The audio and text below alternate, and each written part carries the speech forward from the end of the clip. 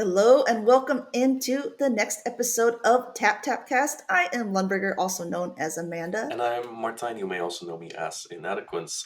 Good to be here again, Amanda. We just had a regional championship again, and this time a Magnezone one. What do you think of that? Yeah.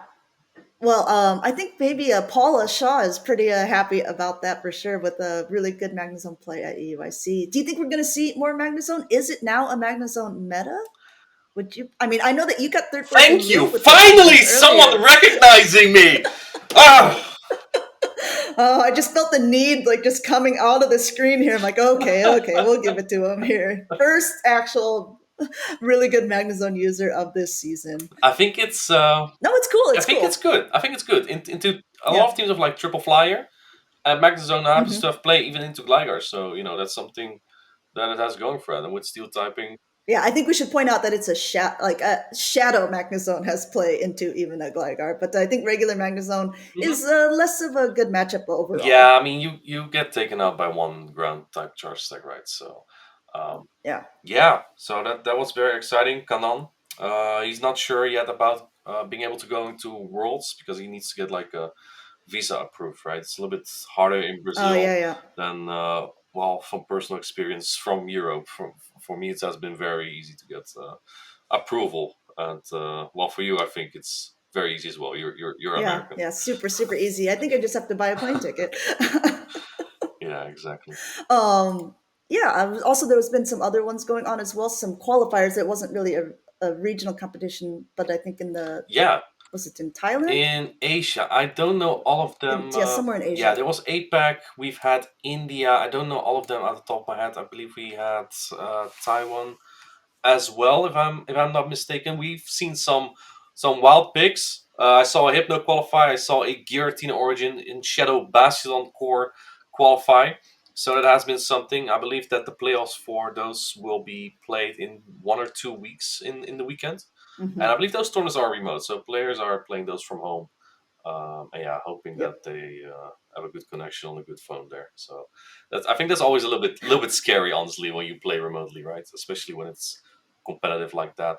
So Yep. yeah, they play the Swiss bracket. I'm not sure if they play Swiss on day two, but it'll be good to see, right? It's the Deep Sea circuit. It's uh, Yeah. it's different from what we have. We have championship points now for the Deep Sea Ice circuit, which is in Europe, Latin America, North America, Australia, but they have basically one remote qualifier every season, and hmm then you qualify for another like top 16 or something that you have to play out. So, yeah, it's a little, Yeah. It's pretty it's intensive. rough. It's pretty rough for APAC. Yeah, yeah, but if you're the best of your region, should not be a problem, right? Yeah. And I think I'm pretty excited too because at Worlds it's always interesting. Of course, with every region, some names are more well known than others, right? But I think as like North Americans and Europeans, Oceania region, we don't know as much about the APAC people who are playing. So they kind of have not an advantage necessarily, but they get to see and study a lot of like what's going on at the regionals if they really wanted to. But what they're kind of doing is in a vacuum. So I think that a lot of them will be popping off. We're going to see a lot of names do well. They'll be like, okay, hadn't really heard of this person before. I felt like that way at Worlds last year when I was like, oh man, some of these players are so good, and it's not that just because we haven't really heard of them or seen them play Yeah. before that they weren't well known within their Yeah, communities. exactly, right. A lot of players that we don't know as much because they haven't been on streams as much. Another thing that I want to Yeah, point out: the EUIC championship points have been added to the leaderboards, and I have dropped that's from right. spot 5 to spot 17. Yeah, Oh man, rough for you because what is it? I think it's only the top eight, correct? Get yeah, the travel. So what are you going to do, Martin? We only have two European regionals left, but we are going to be at NAIC. So this is also potential for you I as will well. be at all of them. I cannot confirm nor deny if I will be playing all of them, but yeah, it'll be challenging because like stat stands is currently at 1,009 points, the first European to break 1,000, and then obviously there's a lot of well-known names. I'm glad that Palasha now finally has the points that she really should have for her level. That's also because she doesn't really Hmm. have a lot of locals nearby, right? We Yep. I mean, she qualified for Worlds without any points from locals. That's 400 points in Europe. I mean, that's already I think she has huge. like I think one so. local Now to her what? name or something. But yeah, it's not a Oh, lot. It's not a yeah. lot. I think now she. But before, when she qualified, she had no locals to her name by Hmm. the point that she Yeah, qualified, yeah, right? So I mean, I think that that's incredibly good. And hopefully, she can add some more to yeah. that. I know she just flew to Granada in Spain, and she Nice. Okay. I believe she won 2 cups with Magnezone. So yeah, it's still Oh going on. boy, she's continuing to cook, is she? It's probably gonna be a Pokemon to watch in Stockholm and Indianapolis. I don't know if the Americans are gonna be so Yeah. much into it. I know that on the previous regional Yeah. championship, 3 casters picked it, and the best we got was a Crunch Charger Bug for Spice. Uh, but maybe in Indy. Yeah, I mean, yeah, I mean, it's like in Europe as well. Like Talonflame was really popping off for a while at a couple of them, but it still hasn't really picked up in Hmm. NA either. So I do think that the metas are slightly different overall. So yeah, I'm really excited to see what's coming up in the coming weekends. I mean, like there's two left in North America. There's two regionals left at EUIC, or not NAIC, in Europe as well. but I might So not at UIC yeah, then. we're gonna have to see. Yeah. Oh yeah, Yeah. yeah. Speaking of someone who has experience with the North America meta, we have someone who's very good at the game as a guest today, Amanda. Shall we head over? Yeah, let's go ahead and talk to Lyle Jeffs the third.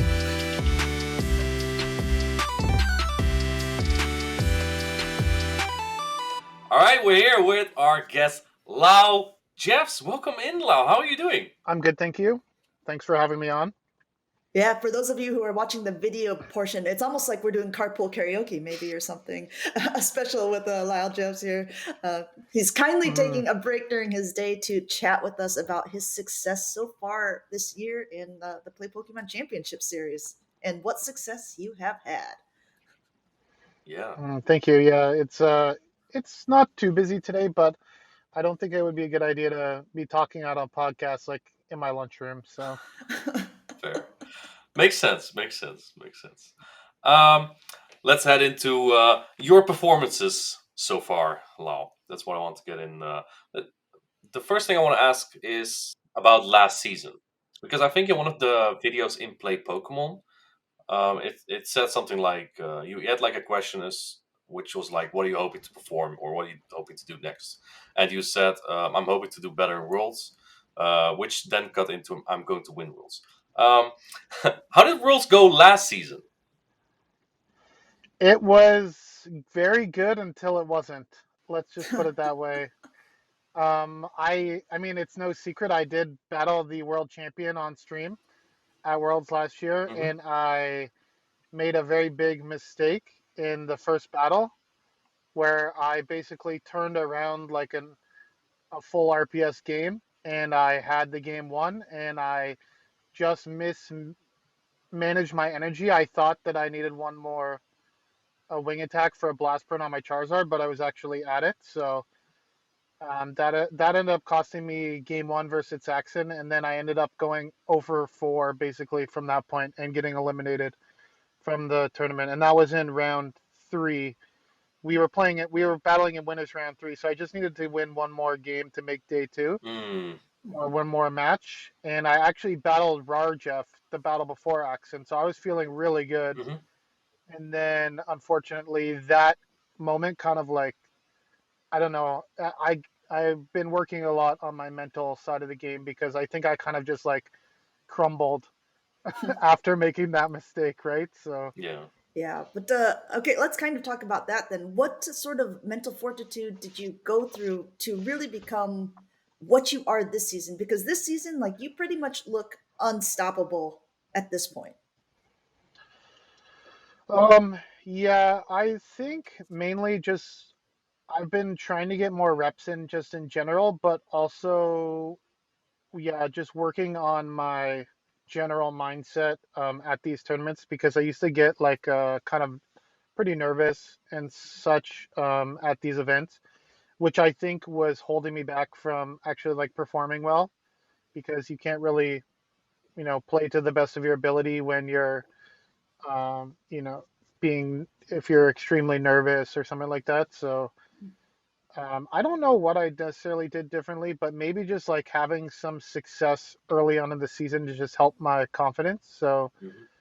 and I just feel a lot more comfortable now, like um, going to a regional or an event in general. Like, yeah, Yeah, maybe it's like also the experience, right, that comes with it.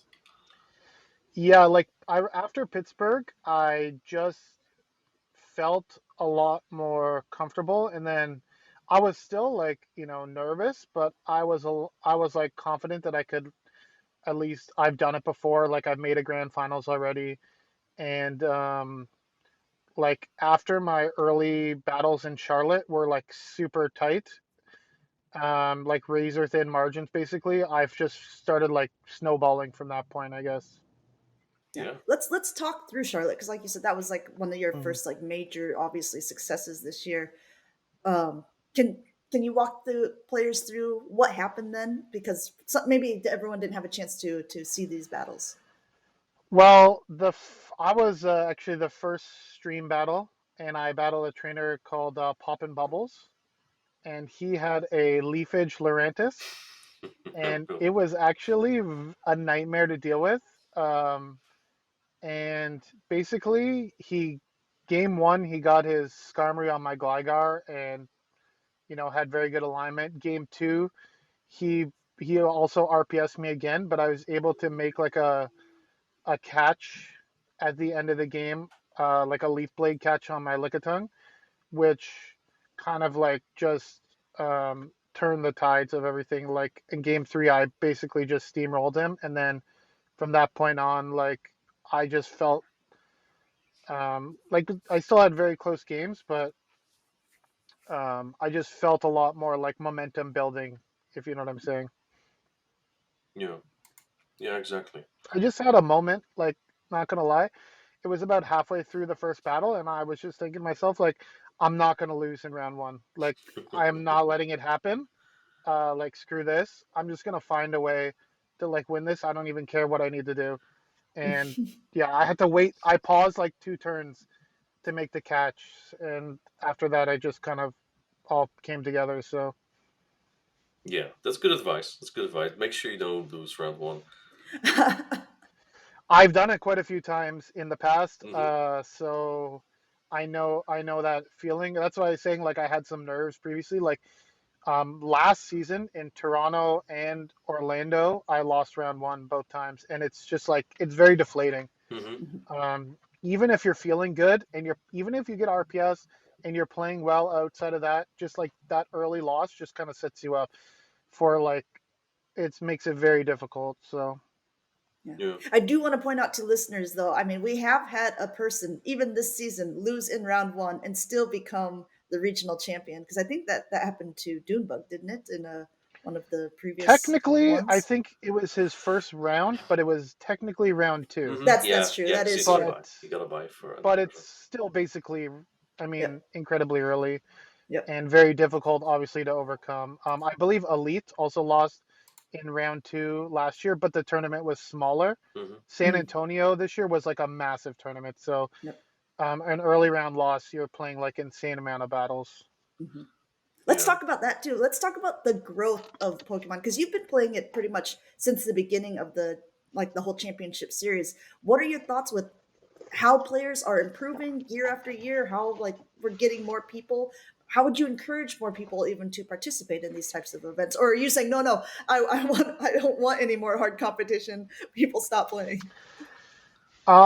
Yeah, like I think it's good. It's definitely come a long way. Like my very first ever regional tournament was Vancouver 2022, and like I believe there was like at the time I didn't even realize, but now looking back on it, I think there was like 50 or 40 something people registered for that tournament. So it was like a very small one, right? But it was just my first experience. I didn't even realize kind of at the time, but since then, like this season in like NA, we're consistently getting over like pretty much 100 people at most tournaments, and two of the tournaments that I've attended this season have also had like 8 groups in them, which is like pretty good. Not quite as large as some of the European regionals, but they're slowly getting there, and if you're monitoring the numbers over time, like this is now the third year for Vancouver, let's say, it's still a smaller regional, but in terms of growth, like every year it is getting larger, right? Mhm. Which is something nice to see. So hopefully it continues to grow. And also for the local scenes as well, like I've been really trying to get as many people out to our local events as possible. Um, Definitely still room for growth there, but I think the main issue is just like people being aware that they're going on, right? Mm, mhm. Just trying to raise awareness for it. But yeah, Yeah. Yeah, yeah, exactly. Speaking of local, you have a brother who also plays, right? Blob NA. yeah, my brother plays. He's technically not a local because he lives about an hour away from me. He lives with my parents, so sort of local. He does come to some of the cups and stuff we have here. Uh, we do have quite a good amount of battlers in our local scene. Like I'm battling, SS Thorn quite often, or He's pretty Kevin good. Solidares. Magmar Man shows up every once in a while with his strange Pokemon to try to, confuse us. So we have a lot of really good people down here for sure. How's the competition between you two, you and your brother?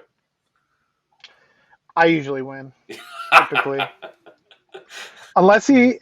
Usually, if he wins, he's like, "It's hard RPS," and I get really mad. You can't Like have you your only little won brother win. that. Yeah, yeah. He had like his my tongue's on his Vigoroth or something like that. I'm just like, bro, you can only win. You can only beat me if you RPS me, right? That's a little bit of sibling rivalry. Well, I mean, talking a bit about locals, and you said like the harder part is people just knowing about it. This week, we've kind of been talking and hearing a lot about accessibility in Pokemon Go. And I know that everyone Mhm. has their own opinions on how accessible this game is. But in your opinion, like, what are some things that you think could either make the game more accessible, or are you saying, like, here's some tips for those who maybe don't know it's actually super accessible. Just do A, B, and C. Um, yeah, it would be nice if there was like better, like, for specific meta Pokemon, if there was like an easier way to encounter them, I guess. That would be, I think, the biggest holdback. I mean, you don't necessarily need legendaries and mythicals to compete at the regional level. Some of the Pokemon are very strong, but I don't know. Some I people in this mean, chat rely on them to win their regionals. yeah. I mean, like on my Charlotte Come for team, you. I didn't have like a mythical or legendary Pokemon, so I think it's perfectly like capable to be done, but some mons like the accessibility for sure needs to be increased, like specifically some of the shadows that are like really strong, Mm-hmm. um, as well as like let's say I wanted to build an Azumarill right now, like you can't really do that if you're a new player, right? So it's not like I know Niantic does bring stuff back around, but it's kind of like they expect you to like wait for that time and then like play during that time to grind the resources. So it'd be nice if there was some other way they could do it. I don't know what that would be. Maybe there was some sort of like PvP incense or something. I have Hmm. no idea. Yeah, I think also just some sort of in-game guide would be good, right? Some guidance in there. I think that is also a main thing, perhaps.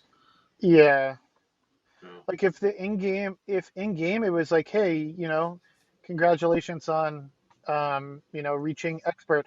Oh, by the way, if you want to test your skills IRL, maybe you should check out these local play Pokemon events. Hmm. Why are you You not? know? Why are you not CEO of Niantic? This would help so Uh, much. No, it's I mean, exactly a thing. Like just an in-game message or Yeah. encouragement or something, right? just like I've been trying in some local discords, but it's very difficult Hmm. to get traction. Like Hmm. sometimes I message lots of people, and maybe I'll get a few extra people to come out. But our big cups are usually maybe around like 9 to 12 people, Hmm. Hmm. which I think is fairly okay. It's a good amount. Yeah, I think that's Um, actually pretty big for a local cup from what I've seen. yeah, but I just think like I live in Toronto. The city is like, oh, the GTA, the Greater Toronto Area is like 10 to 12 million people. Like, Hmm. surely we can find like more than 12 people that are interested in like a PvP tournament, right? Hmm. So, but I know sometimes it's work schedule and such that could be affecting that. I know some people working on weekends and whatnot, but we'll keep trying and hopefully slowly increase the awareness for it. On sorry, one more thing about locals, the because it's kind of been discussed among other people as well. The championship point threshold. This is the first year that Pokemon Go even is using championship points. Obviously, you're very near the top of the leaderboard with how many wins that you've had, plus all of your local success. Do you think? What do you think of the threshold? Is it too high? Is it not high enough? Should locals be completely separate somehow, or there should be other ways that you Um, can win championship points? I'm not sure. I think for most Americans, it's probably okay, but there is a big accessibility issue with rural people. Um, I can't. I know, like, I do have one friend who lives in Montana, let's say. He doesn't have much going on around him, but he can still travel in country to regionals if he wants to. My main issue is like Canada being put under the same umbrella as US. Like, for me being in Toronto, it is very feasible for me to get 500 points from locals and traveling to regionals. But someone like Mr. Eddie Dilap, he lives in Manitoba. Like, he, you have to remember, this is international travel when we're traveling to the United States, right? This is not the same as like traveling in Europe. I know it's still traveling, but it's a little easier to get around, right? And I just think it's crazy that like there's so many people that live in like parts of Canada that are gonna maybe get like 300 points, but not even come close to getting 500, and because it's just too expensive. Like, we have two regionals in Canada. They're literally on the opposite ends of the country. It's a 5 hour flight from Toronto to Vancouver. Mhm. So it's not exactly like they're close to each other, right? So that's my only concern is I just would like more Canadian representation at Worlds because currently I am the only Canadian that's qualified for Worlds this year. Oh, Yeah, Um, you're right. yeah, Thorn is very close, but he's also pretty much maxed on locals. Like, he can get a few more points here and there. Hmm. So he kind of needs to. Yeah, needs Um, 38 points. he's probably going to get it, but he still needs to perform at a regional. Unfortunately, Vancouver didn't go very well for him, so that was a little disappointing for him. Well, I believe he got top two with the Clefable, right? In Toronto, I think there was. Or yeah, I Yes, think he that's the should have only one. won. He should have won. I keep letting him know he threw some of those games. So Yeah, yeah. yeah, he did get second How in much would Toronto. like a flight to your average American regional cost from your location? Just for my It insight. depends because so for me again as well, flying out of Toronto is a Hmm. lot easier than Yeah, of course. flying from, let's say, Saskatchewan. Hmm. We have a discount company called Flair, which is like a discount flights. So, and they fly to certain areas. So for me to fly to Florida is actually relatively cheap. I could probably fly to Florida for maybe like 200 to 250 Canadian, oh, nice. which is probably like, I don't know, like over 100, just over 100 euros or something like I'm that. I'm actually not sure googling it right exactly. now. 170 euros. Yeah. How much? 70? 170. Yeah, 170? Yeah, it's okay. pretty okay. Yeah, it's like same for It's me not too. too Same. bad, but again, like, so for me to get, like, when I went to Charlotte, for me to fly directly to Charlotte was going to cost me like almost $600 Canadian. Yeah. Yeah. Yeah. Damn. So, and it's 11-hour drive for me, and I didn't want to drive by myself. So I actually did something really crazy. I flew to Fort Lauderdale, Florida for 200 Canadian, and then I took a 10-hour road trip with one of my friends to Charlotte. Okay. So I saved money. Yeah. Was it a good idea? I guess I won the regionals, Yeah. so it It's was a literally very the good You want friends it you idea. back? make along the way. That's what they say. But I didn't even stay for my interview because we left there at 5:30 p.m. and we just drove straight to the airport in Fort Lauderdale because my flight was the next morning. Yeah. Oof. So it's Yeah. not easy for sure to manage these things. The drivable ones are nice. Like I am going to be going to Indy. It's a 7 hour drive, and I'm going to be carpooling with most likely a few of my locals, so that will help Bring the as a cost. Storm so you can qualify. He's unavailable that weekend. I've already Ah, bugged him. Oh, bummer. Most likely, a shady equation will be making Ooh. his Okay, regional nice, debut nice. potentially this season. Don't quote me on that, but and also the Torian, he top cut I don't in know the total. oh Orlando. yeah, He yeah, Yeah, yeah. is trying to get points as well to push for Worlds, so he's potentially also coming. nice. All So right. I do have to ask as well, if we look at the North American first place, Hmm. it seems like you and Doonebug are sort of playing just pass the baton, your turn, my turn. He did win the most recent regional. You just said you're going to Indiana. How confident are you feeling that you can be the second person to win three regionals in one season? Honestly, it's kind of weird because I didn't really feel much pressure at all going into Vancouver. I just really wanted to get points, and I performed pretty well.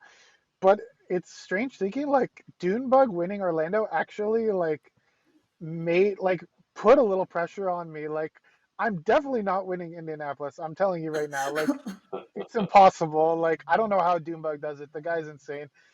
Um, but like I said, my goal is to just get points. If I do well, that's great. Mhm. Um, but yeah, it's funny. Like I actually feel like some pressure. Like, oh, Lyle's going to Indy. He's got to win. Then it's like there's like over 100. There's gonna be like 150 people there. Like everybody's trying to win. It's not like well, right now I think it's like 110, 120, but I think it's gonna Still pop good. up. Yeah, Mhm. I think it's Mhm. gonna be close to 150. My guess. yeah. Yeah. Question of that everyone has for you: are you the one who can stop Doombug? Well, my answer is yes and no. I mean, if he's playing very well, then I don't think anyone can stop him. But as I will point out, I did beat him in Charlotte already this year, so Mhm. I was the You're 1-0 one. up. Yeah, Yep. yeah. I 2-0'd him in Charlotte. I did make some. I I think what really helped me, not gonna lie, was that I watched all of his battles from San Antonio, and he was playing the exact same team. Mm. So I kind of had an idea of like what he was going to be playing, and it did help me a little bit. But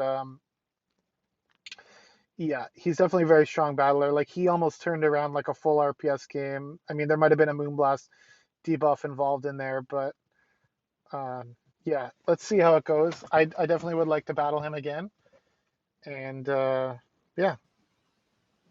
So, what are some of your? I keep asking you for tips and stuff, but I really at this point feel like you are an expert.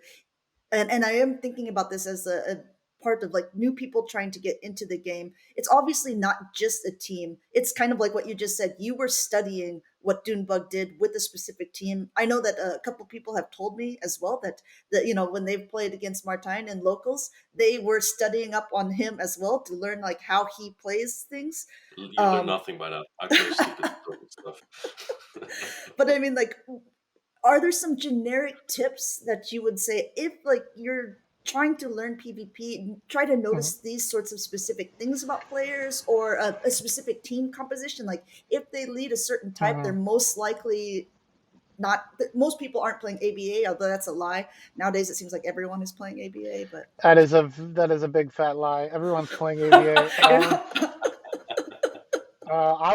I did some scrims last night with Jesus, and the guy played like ABA to my best two Pokemon, game one and game two. And game one he ended up cooking me because it was in the back.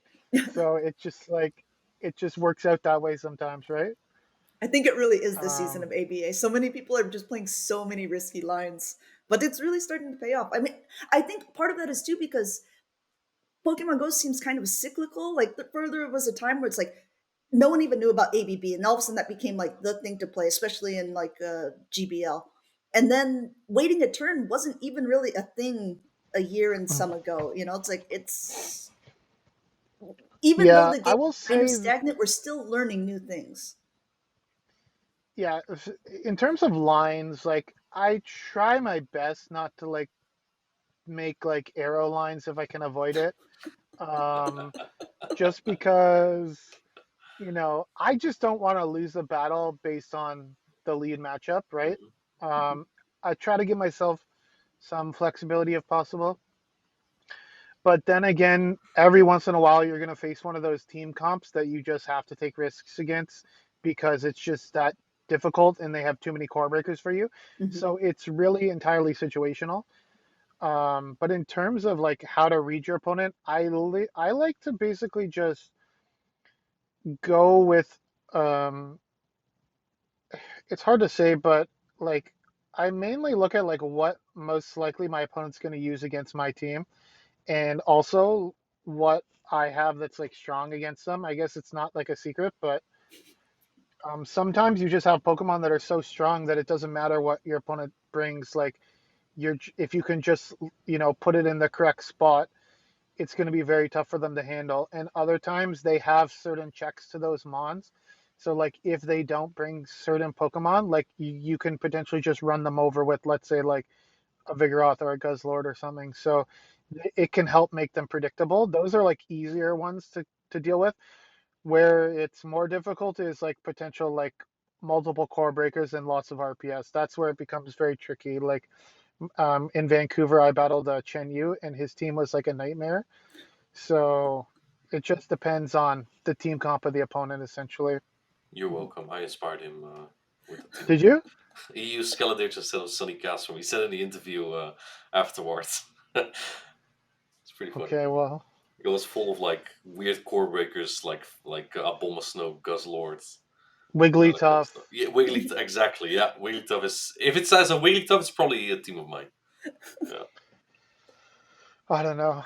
I actually removed the team that I ran in Vancouver. I had been using at locals for like on and off for a month, and I had a Wigglytuff on there instead of Cresselia. But I was like kind of worried about Talonflame and Skeledirge because my water type was Poliwrath. Yeah. So I decided to go with Future Sight Crest to just give me a little bit more flexibility. And also Vigoroth is like kind of annoying for Wigglytuff as well. Yeah. Yeah. So Um, I believe you are like third place on the leaderboard right now, right? Third or fourth yeah, place. nighttime just passed me, Mm-hmm. I believe. Yeah, he's farming locals here. That jerk. Sorry that we let that happen. Um, uh, do you feel like you secured your travel awards? I really hope so because I actually can't go to NAIC Oh. You due cannot. to Oh, that's competition for me. yeah, it's just like a really bad timing. One of my brothers, I have actually three brothers, so Mm-hmm. one of them is not Blob, is getting married, um, and I won't be back from that like trip until the Tuesday before NAIC. So Hmm. it's just like it's just not going to happen. Mm, And plus, with me having to take extra time off for that for work, I just don't have enough extra vacation days, right? So also we have the issue this season. I know it's our first season, but where they're not granting any sort of assistance for leaderboard, like yeah. top leaderboard people to travel to these ICs. If Play Pokemon had have like given me any sort of like stipend or whatever, Mhm. I would have considered maybe even going to EUIC potentially. Just like, but I can't afford to just go to EUIC Yeah. um, and pray. Like it worked out for Doonebug, and Mm-hmm. I'm really happy for him.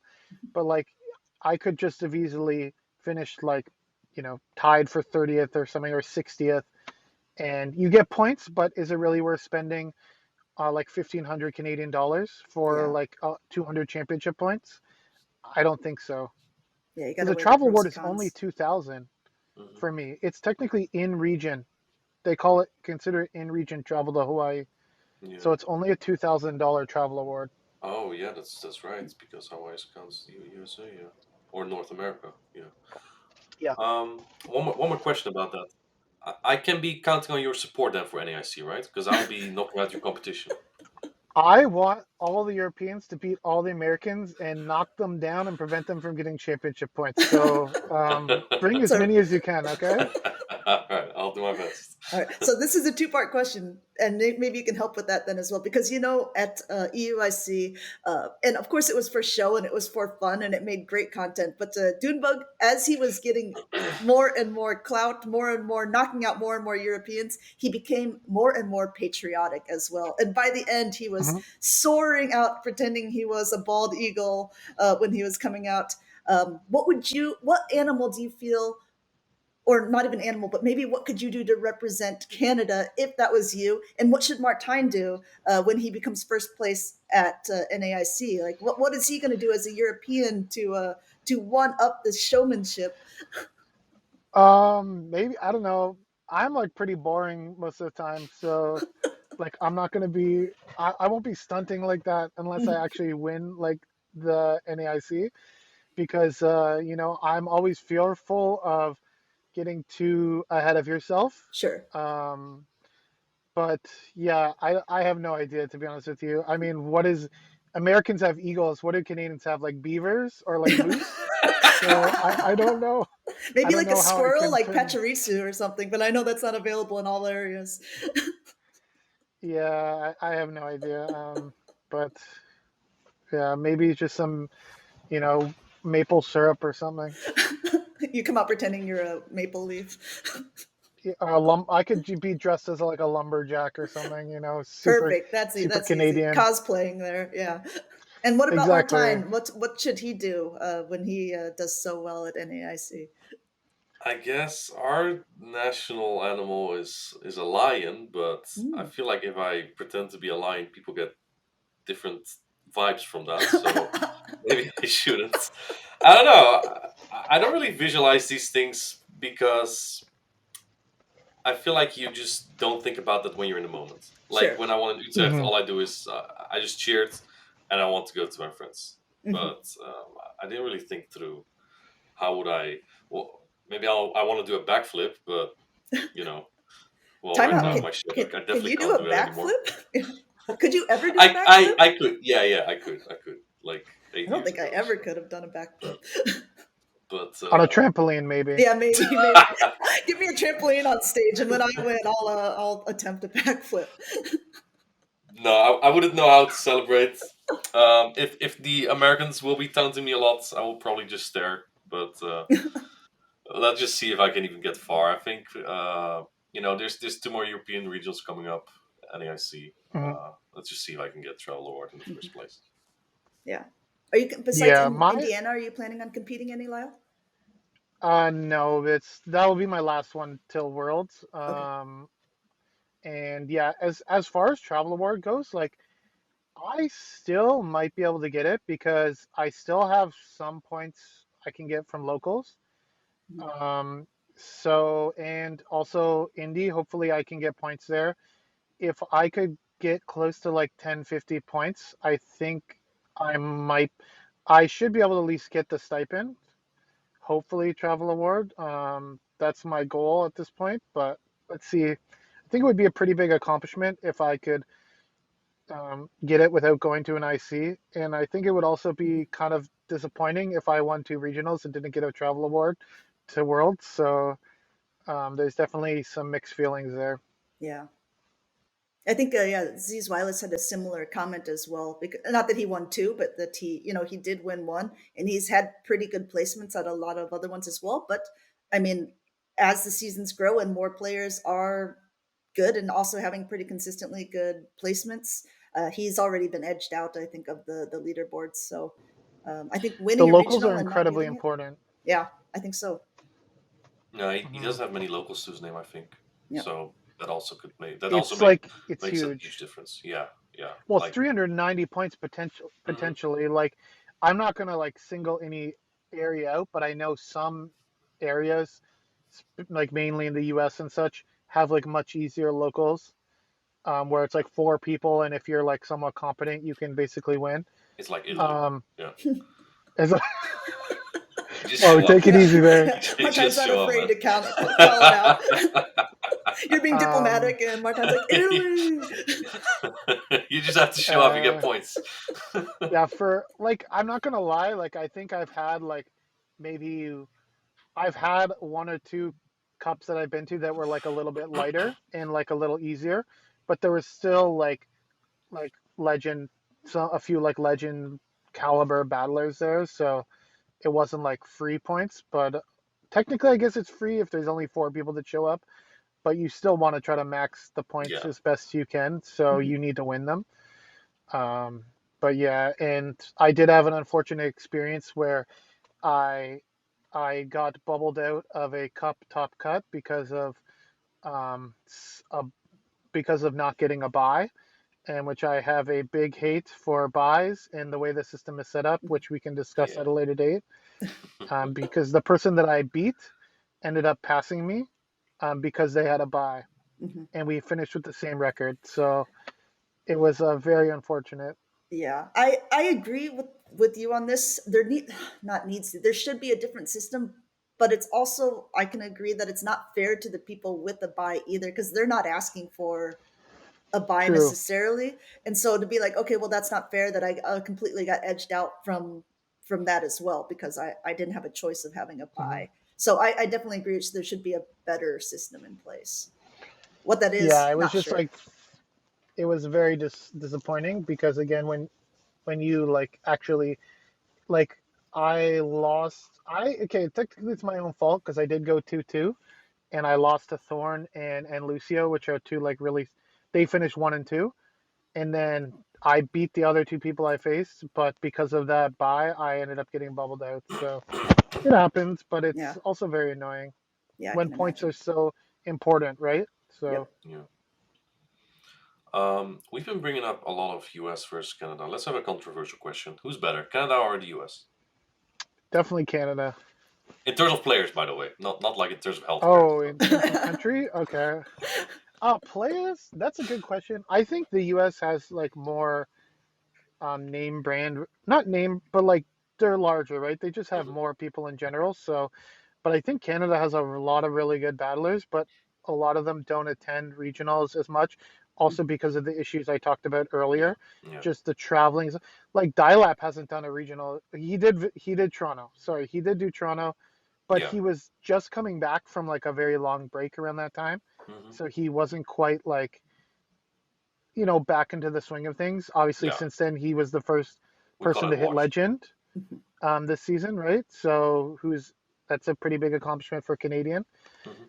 And yeah, so there's definitely a lot of really skilled battlers in Canada that um, could get their name out there more. So And a lot of them that even super skilled battlers that are choosing not to actually compete anymore, but are really helping on the sidelines as well. Because if you think of like King, King is a very good battler. Kevin King, Salutaris, he is doing Kevin's more like stabbing. retired. Yeah, I don't know what happens. He finishes like second or first at every cup, but he doesn't want to compete.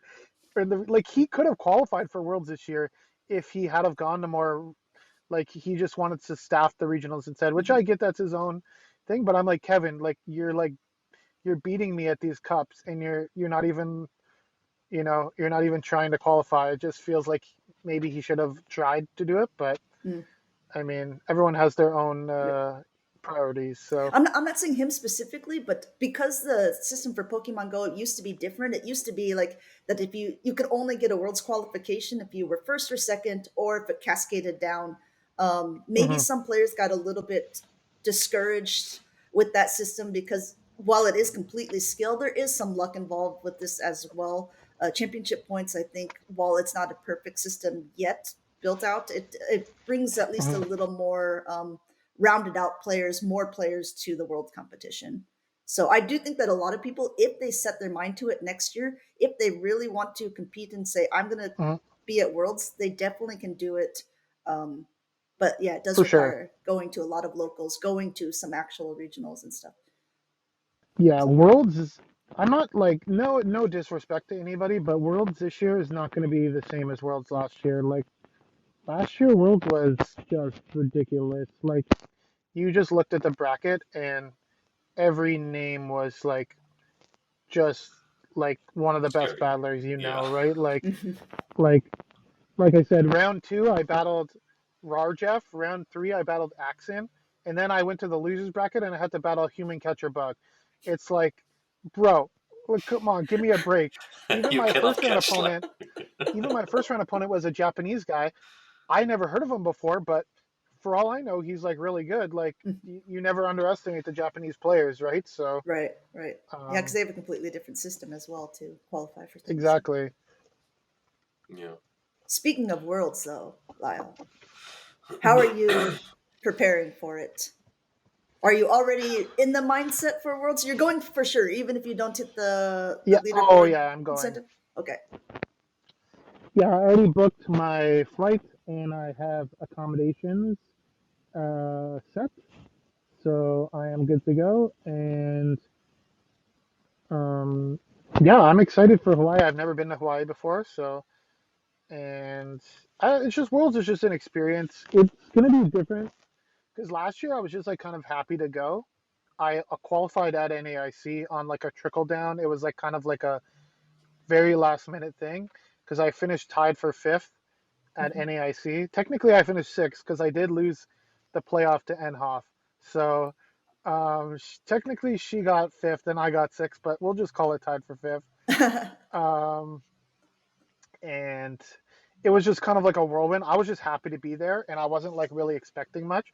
But after the sort of like letdown of what I was talking about earlier, of like the misplay and then kind of letting that snowball, I just felt a lot more motivated this season to like perform better. So I'm not sure exactly what my, prep is going to be like, but I'm definitely, regardless of the outcome of Worlds, whether I go O2 or win Worlds or whatever, I will 100% be much more prepared and focused this season.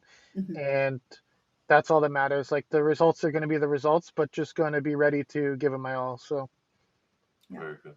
Very good. Um, I have one final question. I want to take up too much of your time, of your sure. lunch break. Um, we already discussed this like briefly. This is a very important question. Lyle's Jeff or Lyle Jeffs? Where does it come from and why? I got frustrated once during a watch party, and I was like, I'm just gonna ask the man myself. Okay, so actually, I think like for some reason, even so, I'm like a big part of the beginner to winner podcasting community. I'm not sure if you've heard of them. They're like a PvP podcast. They have a Discord and such. But basically, it seems like people always just end up calling me like Lyles. That's just sort of, I don't know. It's like a short form for them or something. And so I believe at Charlotte, um, it was DeFi asked me if my name was if they wanted me to call me Lyle or Lyles, and I think I told her that I didn't care. So she was calling me Lyles, but then it kind of I think that's where it started. People were like, "No, his name's not this," and but I personally don't care. Like it's basically the same thing in my mind, but technically it is Lyle. So, but um, yeah, it doesn't matter to me. I just think it's funny that people argue over it. And there's some very strong proponents of Lyles, specifically the two that I know of the most, SS Thorn and Me Weedle, Yeah, are very hard on the Lyles train, and you cannot convince them any other way. I delete all their messages the whole time. It's crazy. Yeah, I mean, what can I say? I'm popular and people like me, so So we heard it here. You don't care either way. no. The only thing I don't like is being called Jeff, because my Yeah. actual last name is Jeff's, Mhm. and I get that from time to time. Is like especially at like doctors' offices and such, they'll say Jeff, Jeff, and it's like, well, no, that's not my name. Please don't call me Jeff. So anything else other than that is like perfectly fine. Good to know. Good to Yeah. know. Sorry, I've one last question. My actual final question before we go into our last traditional question. You stream on Twitch as well. Can you tell us about that? Your content creation. Yeah, I stream on Twitch semi regularly. I wouldn't say it's all the time, but it's usually a couple times a week. All right. Maybe like 2, 3 times a week. Obviously, Lyle Jeffs III is the Twitch handle. typically malding a lot about team Classic. comps Yeah. and opponents in GBL. I think Playing my ABA. oh bro, the other day I faced someone that was running Dragonair Carbink Altaria, and I about lost my shit. Like I I was like, I'm swearing at these. I'm like, F this guy. And then my chat's like, you need to calm down. I was like, no, I cannot. That person is running such a like crap team. I Dude, they're cannot not even handle this. serious. Yeah. I don't know where they come up with these teams. It doesn't make sense. Like they lose to every Skarmory. Like Skarmory's on every other team. I don't get it, but whatever. I think they're just doing it on purpose, dude, to just piss us off. I think that's They're what's going on. sniping me with a Nasty. team that's gonna piss me off, basically. That's a win-win for the Um, other player. Yeah. but yeah, it is difficult though, I will say, because typically the time I'm able to go live is around the time that another popular streamer is live. I don't know if you've heard of him. It's Axon. Who? I believe he won the world championship. Hmm? So it can be Yeah. difficult to work around that because, like, not that I'm like starved for viewers, but it is nice to have people viewing your stream, and you do notice quite a decent decline when the world champ goes live, which is right, makes sense. So it Yeah. is difficult to try to work around that, but yeah. You know how to solve this, Lyle? It's just become this year's world champion. It's that easy, I think. really. Yeah, I Like, think then, yeah. I will try my best. But for those who don't know, what time do you normally stream? If people are listening to this and want to tune into your Twitch. It's not EU friendly. That's the way I'm gonna put it, because by the time I get home from work and but done with dinner and such, it's usually around like maybe 7 or 8 p.m. Eastern time. But yeah, it's late for you. Jock sometimes comes to stream and says what's up he's a because degen. Yeah. he's up super late. Um, and usually on Friday nights I stream around um 10 or 10 p.m. Eastern. So if I do like all my sets, potentially it does carry over to the next morning for EU. Like if I'm still streaming around like 2 a.m., it's like pretty early for you guys on Saturday. But I am going to. I promised Mr. Weedle that I would try to work in an EU friendly stream on the weekend. So I'm in the works of doing that. Not sure exactly when, but Nice. Well, that's exciting. I'll try to tune in as well. I am mhm. stateside for a little bit, so I'm going to definitely try to tune Okay, into these streams and catch a little bit of the perfect. action of the potentially new 2024 world champion. But Mhm. on that subject, will come to our actual last question, and it's the question that we have for all of our podcast guests, and it's a two-part question. The first part of the Mhm. question is, who in the PvP community would you call a crib brawler? And this is someone who is maybe not super well known within the community, but they're a good player, and you think that they just need their moment to become like a household name. And then who in the community do you think is a champion? And this is someone who's like, yeah, most likely already qualified for Worlds or is definitely going to be soon. And do you think that they have the possibility to win it all? Oh wow, this is crazy. Actually, funny you said this because now I remember. I think did you guys have Magic Mason on this podcast a while ago? Hmm. We did. Yes, we did. I think he mentioned me as the Crabominal or whatever, and that was before Pittsburgh Regional. So Worked he out. was a longtime supporter of me. Hmm. And now he's the crap roller. No, no Mason. I mean, he's won a regional, right? So I can't Yeah, say yeah. that. Um, okay, so what was it? It was someone who is lesser known, but is like on the upcoming. Yep, Hmm. a rising star. Whew. Okay, well, I'll just mention one of my friends that I know he could be performing a lot better if he didn't handicap himself at every regional, and that's Zimmy Kid. He Hmm. is qualified for Worlds now, and he has this interesting fetish where he runs Surfetched Every at time. every Every regional. time. And I keep telling him, like, bro, you could actually win a regional, maybe do a little bit better if you Maybe not didn't bring run Surfetch. Surf Edge at every friggin' regional. But he's in love with that Pokemon, so you know, Yeah. I think I've convinced him not to run it at Worlds, but let's see how that goes. And then what was the second one? The Machampion. Like, who do you think's going to win Worlds? I think I'm gonna win Worlds. So Oh, I like it. Yeah. We'll But see about that yeah, one. let's say if you can't pick yourself, who do you want to play in the grand okay. finals? Um, okay, I would want to play my friends, one of my friends in the grand finals. So I I don't know. It's like a tie. Like I Thorn, I would definitely want to play, or Zero Elite Zero, Hmm. um, or yeah, probably one of those two of people that I think that are good enough. No offense to anyone else, but I think would realistically have a shot at like pushing it. Elite is one of the best battlers I know, Yeah. and he's very annoying to face. I really hate battling him, but I'm going to clip it so I it think it just would be says where you say he's just very annoying. I'm like, oh, cut out. yeah, he is.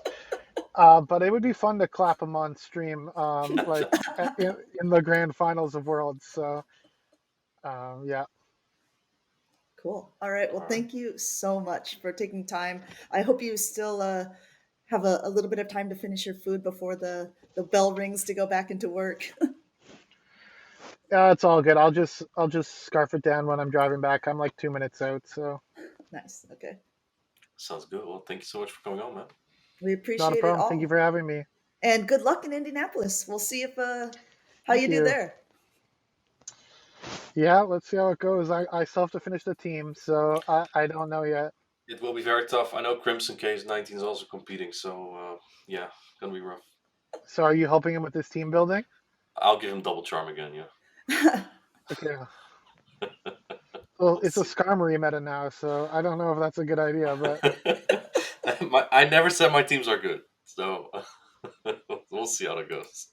All right. And for those listening, check back next week. We'll see how Lyle does as well. And we will have new guests on the Tap Tap Cast on Thursday.